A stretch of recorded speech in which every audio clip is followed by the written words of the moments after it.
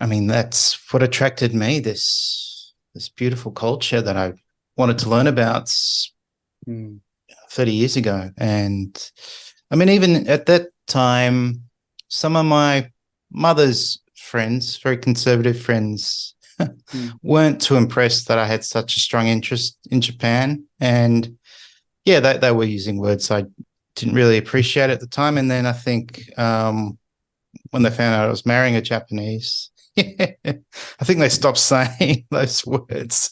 Um, but that doesn't seem to exist now, especially in Melbourne, where most families seems to have mixed race. I think I remember going to my son's high school on an information night, and just all the families were from different backgrounds, mixed race. So I thought, wow, yeah, Melbourne's such a multicultural, such a positive thing. So, mm, but yeah, my son might not be sharing everything with me, and he might be unique in that I think he's one of few half Japanese, but it's never really a topic we just talk about. It's just sort of normal. So yeah. his mum's Japanese, his father's Australian, and I think he probably feels he's just another Aussie, but I'm sure he'll go back, and he has a strong interest in Japanese music, actually. So not traditional music, but sort of modern music. He's into music production, and he's always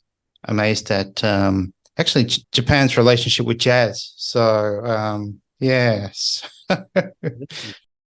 Really.